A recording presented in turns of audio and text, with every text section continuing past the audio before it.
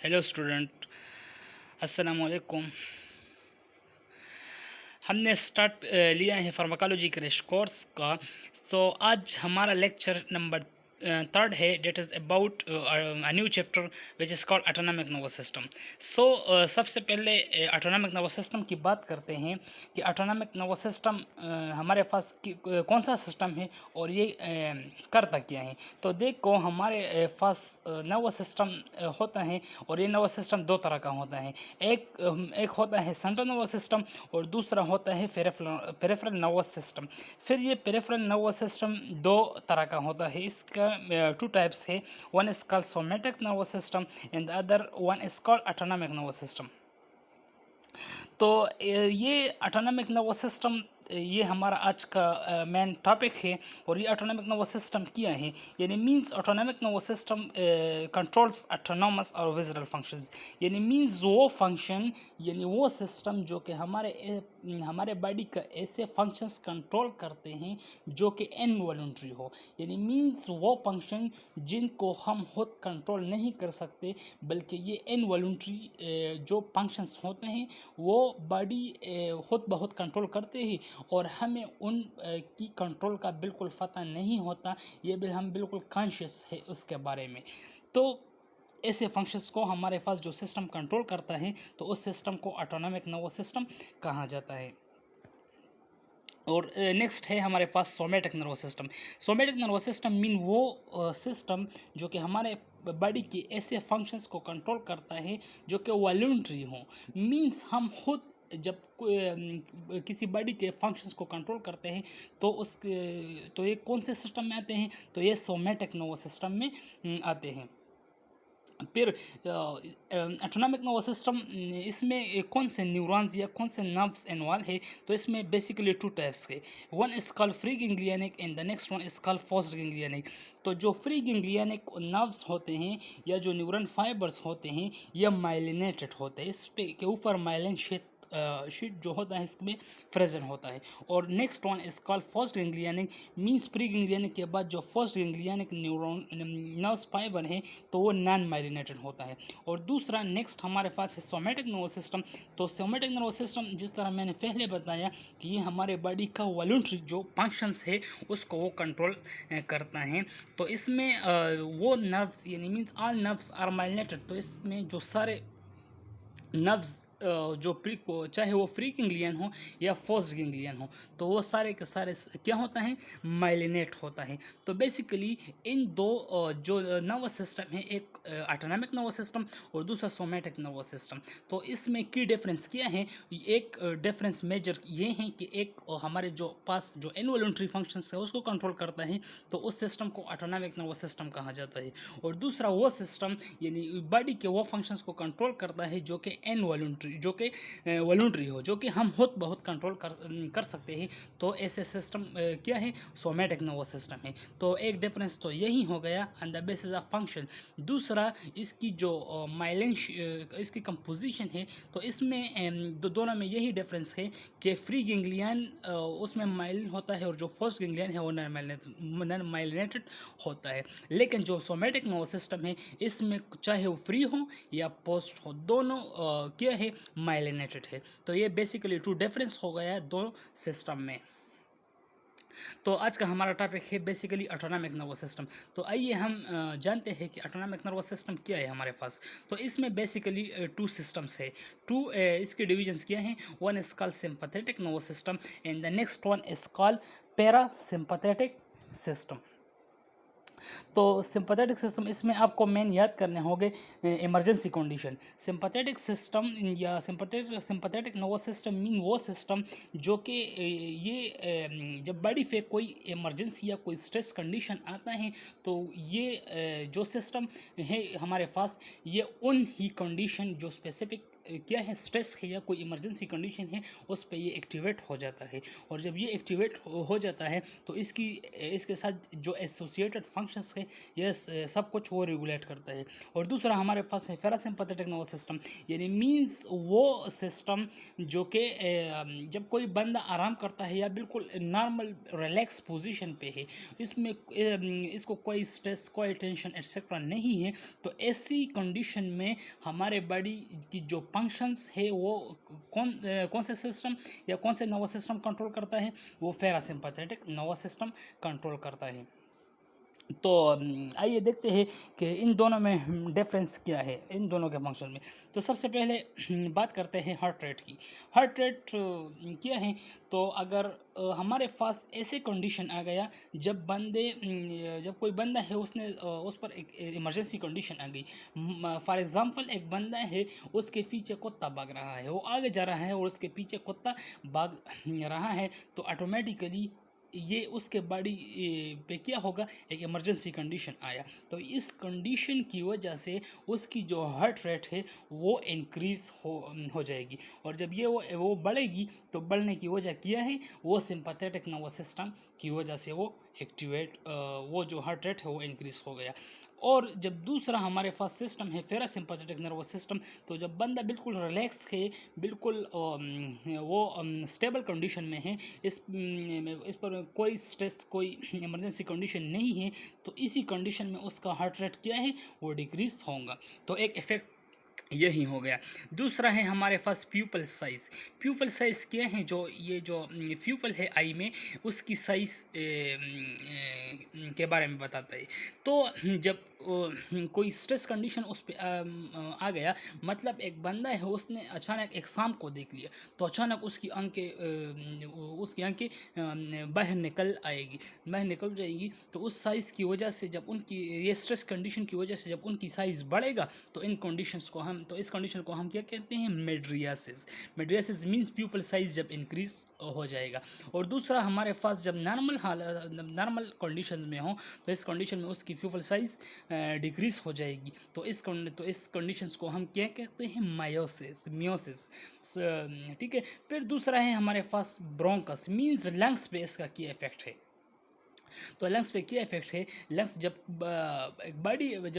कोई किसी बंदे को स्ट्रेस कंडीशन या कोई इमरजेंसी कंडीशन आता है, तो उसकी वजह से उसकी ऑक्सीजन रिक्वायरमेंट ज़्यादा होती है। तो ज़्यादा ऑक्सीजन रिक्वायरमेंट की वजह से वो ज़्यादा एयर इनहेल करता है, यानी ज़्यादा ब्रीथिंग वो करते हैं, तो उसकी वजह से उसकी जो ब्रांकियोल्स होते हैं वो डायलेट हो जाते हैं। और यही डायलेशंस किस वजह से होता है, ये सिंपैथेटिक नर्वस सिस्टम की एक्टिवेशंस की वजह से होता है। और जब यही ब्रांकियोल्स क्या हो जाता है, कंस्ट्रक्ट हो जाता है, तो ये कंस्ट्रक्शन किस वजह से होता है, ये नॉर्मल जो रिलैक्स कंडीशन में बंदा होता है, मीन जो पैरासिम्पैथेटिक सिस्टम्स एक्टिवेट होता है, तो वही कंडीशन में ये होता है। दूसरा हमारे पास HCl सीक्रेशन।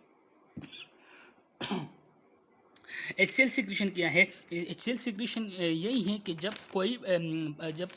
हम फूड खाते हैं या जब कोई बंदा भी खुराक करते हैं, तो इस को डाइजेशन के लिए HCl की ज़रूरत होती है। तो एक बंदा जिसके पीछे कुत्ता है या तो आगे जा रहा है, उसके पीछे कुत्ता भाग रहा है, तो ऐसे कंडीशन में उसको ख्याल आएगा कि उसने खाना खाया है, उसको डाइजेस्ट करना है, नहीं, बल्कि वो क्या करेगा, वो उसकी बॉडी के ऊपर इमरजेंसी कंडीशन है, स्ट्रेस कंडीशन है, वो कोशिश करेगा कि इस स्ट्रेस कंडीशन से कैसे अपने आप को बचाना है। तो इस कंडीशन में उसके जहन में ये नहीं होता कि मैंने खाना डाइजेस्ट करना है, बल्कि उसने अपने आप को बचाना है। तो इस वजह से जब सिंपैथेटिक सिस्टम एक्टिवेट होता है, तो उसी दौरान HCl की जो सिक्रीशन है वो कम होती है। और जो पैरासिम्पैथेटिक नर्वस सिस्टम में जब एक बंदा है उसने खाना खा लिया है, वो बिल्कुल स्टेबल है, बिल्कुल आराम है, कुछ काम काज नहीं कर रहा है, बस खाना खा लिया और बस आराम कर रहा है, तो उस कंडीशंस में पैरासिम्पैथेटिक सिस्टम एक्टिवेट हो जाता है। और जब ये एक्टिवेट हो जाता है, तो उसकी वजह से जो HCl सिक्रीशंस है वो भी इंक्रीज हो जाएगी। और दूसरा हमारे पास है पेरिस्टालिसिस। तो हमारे पास स्ट्रेस कंडीशन में जीआईटी मोटिलिटी नहीं होगी, जीआईटी मोटिलिटी डिक्रीज़ हो जाएगी। और जब बंदे की जीआईटी मोटिलिटी डिक्रीज़ हो जाएगी तो वो क्या होगी, उसकी जो एक्सक्रीशंस होगी बॉडी से मुख्तलिफ लाइक फेसेस वगैरह, तो वो नहीं होती। और इस वजह से जो सिंपैथेटिक नर्वस सिस्टम से उसकी वजह से पेरिस्टालिसिस डिक्रीज़ हो जाती है। और जो हमारे पास दूसरा सिस्टम है पैरासिम्पैथेटिक सिस्टम, उसमें पेरिस्टालिसिस इंक्रीज हो जाएगी। और सेकंड नेक्स्ट वन है एपेटाइट। एपेटाइट क्या है? एपेटाइट मींस जब बंदा स्ट्रेस कंडीशन में है तो इसके पीछे मतलब एक कुत्ता है वो आगे जा रहा है और एक कुत्ता उसके पीछे आ रहा है। तो उस कंडीशन में वो ये नहीं सोचेगा कि कि मुझे भूख लगी है, मुझे खाना खाना है, मुझे खाना खाना है, बल्कि वो ये सोचेगा कि मैं अपने आप को किस तरह बचाऊंगा। तो इस कंडीशन में उसे भूख नहीं लगेगी। जब भूख नहीं लगेगी तो ये किस वजह से, ये उसकी जो सिंपैथेटिक नर्वस सिस्टम है वो एक्टिवेट है। और दूसरा हमारे पास है पैरासिम्पैथेटिक। तो पैरासिम्पैथेटिक नर्वस सिस्टम जब एक्टिवेट होता है तो उस बंद क्यों एक्टिवेट होता है? क्योंकि बंदा बिल्कुल रिलैक्स और नॉर्मल स्टेबल कंडीशन में वो प्रेजेंट है। तो यही वजह है कि उसे इस कंडीशन में तो या इस सिस्टम की वजह से उन्हें भूख लगता है इंक्रीज हो जाएगी। फिर लास्ट है हमारे पास ब्लैडर। ब्लैडर पे इसका क्या इफेक्ट है? ब्लैडर पे एक मैच्योरेशन मीन जब बंदा सिंपैथेटिक नर्वस सिस्टम में है, मींस उसकी जो सिंपैथेटिक नर्वस सिस्टम है वो एक्टिवेट होता है किस कंडीशन में? कोई स्ट्रेस या कोई इमरजेंसी कंडीशन में। तो इस कंडीशन में वो ये नहीं सोचेगा कि मुझे क्या करना है, यूरिन करना है, बल्कि वो सोचेगा कि मैं अपने बॉडी को इस कंडीशन से कैसे बचाऊंगा। तो फिर वो क्या करेगा? तो इस कंडीशन में उसकी जो ब्लैडर की एक्टिविटी है, मींस उसकी जो कॉन्ट्रैक्शन है वो नहीं होगा। और जब कंट्रैक्शन नहीं होगा तो उसकी यूरिनेशन नहीं होगी और मैच्योरेशन डिक्रीज हो जाएगा। और जो पैरासिम्पैथेटिक सिस्टम है, तो पैरासिम्पैथेटिक सिस्टम क्या करेगा? तो सिंपैथेटिक सिस्टम की वजह से यूरिन जो ब्लैडर है वो हमारे पास कंट्रैक्ट हो जाएगा। और जब ये कंट्रैक्ट हो जाएगा तो यूरिनेशन इंक्रीज हो जाएगी। सिंपैथेटिक सिस्टम में ये हमारे पास जो ब्लैडर है वो रिलैक्स होता है और पैरासिम्पैथेटिक सिस्टम में हमारे पास ब्लैडर कॉन्ट्रैक्ट होता है। तो एक में यूरिनेशन इंक्रीज होती है और दूसरे में यूरिनेशन डिक्रीज हो जाती है। तो ये हमारे पास ऑटोनॉमिक नर्वस में जो सिंपैथेटिक और पैरासिम्पैथेटिक जो सिस्टम्स है उसमें जो मेन डिफरेंस है वो यही है कि कौन से आर्गन पे वो कौन कौन से फंक्शंस परफॉर्म करता है, कौन कौन से फंक्शंस को वो चेंज करता है, कौन कौन से फंक्शंस को वो कौन कौन से कंडीशंस में वो करता है। तो ये सब कुछ उसमें जो डिफरेंस है कि वो मैंने बता दिया। Hope you understand well. फिर दूसरा है, फिर हम इस सिस्टम के बारे में कुछ और मज़ीद पढ़ेंगे। सबसे पहले है सिंपैथेटिक नर्वस सिस्टम और दूसरा है पैरासिम्पैथेटिक नर्वस सिस्टम। तो आइए इसकी कुछ एनाटमी पढ़ते हैं। सिंपैथेटिक नर्वस सिस्टम क्या है? इसको तोरेको लुम्बर आउटफ्लो भी कहा जाता है, क्योंकि इसमें अगर देख लो ये हमारे पास ब्रेन है, ये ब्रेन है और ये ब्रेन और नीचे उसके क्या है, स्पाइनल कॉर्ड है। तो स्पाइनल कॉर्ड की जो डिफरेंट रीजन्स होते हैं, एक थोरासिक और लूम्बर। सो टी तो इसकी जो नर्व्स फाइबर है वो कहाँ से एराइज के, वो कहाँ से निकले हैं? एक T1 से लेकर L3 तक, मीन थोरासिक रीजन से लेकर जो लूम्बर, थर्ड नंबर लूम्बर है, इसके बीचों बीच मतलब क्या निकले हैं? नर्व्स फाइबर निकले हैं। तो इस न्यूरॉन्स जो कि इस रीजन T1 टू L3 इस रीजन से जब निकले हैं तो इस न्यूरॉन्स को क्या कहते हैं? फ्री गेंग्लियन। इसको फ्री गेंग्लियन क्यों कहते हैं? क्योंकि ये फ्री मीन बिफोर द गेंग्लियन। गेंग्लियंस के मतलब ये वो फाइबर है जो गेंग्लियन की तरफ जाते हैं। गेंग्लियन हमारे पास क्या है? ये हमारे पास सेल बॉडी का एक कलेक्शंस है। तो जब ये न्यूरॉन्स एक्टिवेट होगा तो एक्टिवेशन की वजह से क्या हो जाएगा? इसमें एसिटाइल कोलिन एक न्यूरोट्रांसमीटर है वो रिलीज होगा। तो एक बात जहन में याद कर लो कि फ्री गेंग्लियन जब दोनों सिस्टम, चाहे वो सिंपैथेटिक हो या पैरासिम्पैथेटिक सिस्टम, तो दोनों ही सिस्टम में हमारे पास जो फ्री गेंग्लियन एक्टिवेट होता है तो वो एसिटाइल कोलिन को क्या करेगा? रिलीज़ करेगा। और जब ये एसिटाइल कोलिन जब प्री गेंग्लियन से रिलीज़ हो जाएगी तो ये साइनाप्सिस में आएगा और साइनाप्सिस से फिर पोस्ट गेंग्लियनिक पे प्रेजेंट जो निकोटिनिक न्यूरोनल रिसेप्टर है वहाँ पे ये बाइंड करेगा, और जब ये बाइंड हो जाएगा तो उसकी वजह से ये जो एम्पल्स है वो आगे जाएगी, और जब एम्पल्स आगे जाएगी तो जब पोस्ट गेंग्लियंस क्या करेगा, कैटेकोल अमाइंस को रिलीज़ करेगा। तो कैटेकोल अमाइन हमारे पास क्या है, कैटेकोल हमारे अमाइन हमारे पास डिफरेंट केमिकल्स या डिफरेंट हार्मोन्स को वो क्या करता है, रिलीज करता है। जिस तरह है norepinephrine, dopamine and the third one is epinephrine. लेकिन ये कैटेकोल अमाइन जो फर्स्ट गेंग्लियन से रिलीज होता है तो इसमें हमारे पास ओनली टू है, one is called norepinephrine and the next one is called dopamine. और ये तीसरा जो एपिनेफ्रिन दिए गए हैं तो ये एपिनेफ्रिन इस पोस्ट गेंग्लियन की वजह से रिलीज़ नहीं होता, बल्कि ये फ्री गेंग्लियन जब कहाँ पर आता है, जब ये एड्रिनल मेडुला जो कि एड्रिनल ग्लैंड पे प्रेजेंट होता है वह जब एसिटाइल कोलिन की रिलीज़ हो जाती है और वह एसिटाइल कोलिन बाइंड हो जाता है, तो इस बाइंड होने की वजह से एड्रिनल मेडुला क्या करेगा, वो एपिनेफ्रिन को रिलीज़ करेगा। और जब ये एपिनेफ्रिन रिलीज़ हो जाएगी तो ये एपिनेफ्रिन ब्लड के थ्रू उसकी जो डिफरेंट टारगेट साइट्स है वहाँ पर वो ये जाएगा और वो अपना फंक्शंस वो परफॉर्म करेगा। जिस तरह हमारे पास तो ये जब अपना फंक्शंस परफॉर्म करेगा तो इसकी जो टारगेट साइट्स है तो इस हमारे बॉडी में डिफरेंट आर्गन्स होते हैं और हर एक आर्गन्स पे इसकी जो रिसेप्टर्स प्रेजेंट होती है।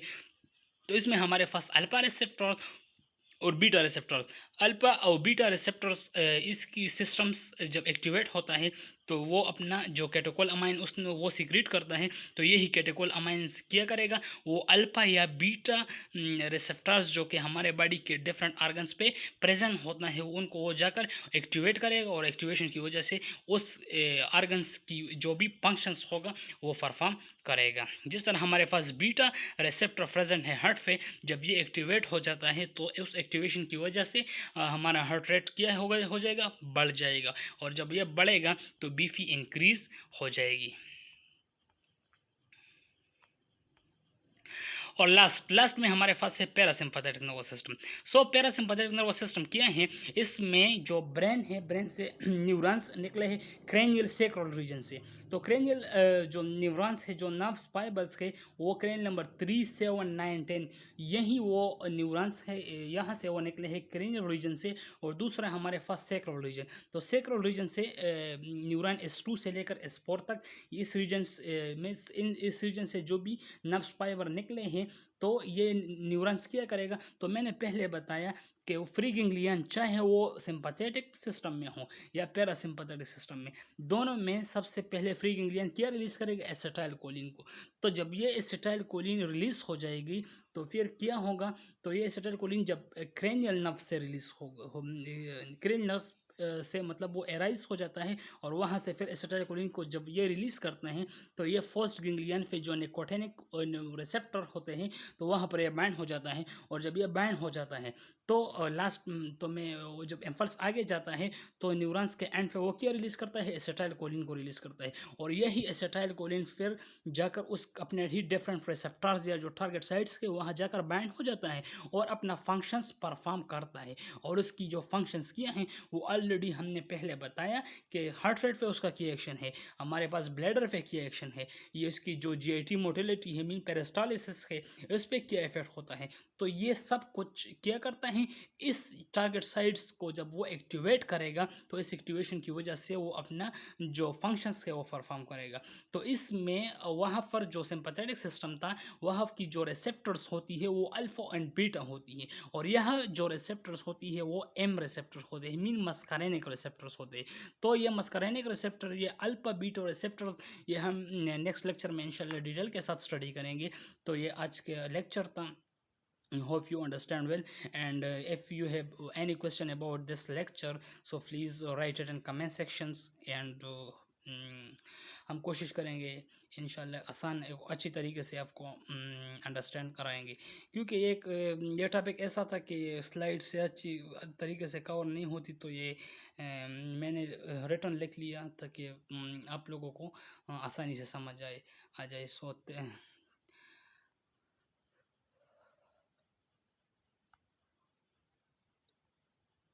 Thank you, and this is the end of the lecture. Okay, Allah Hafiz.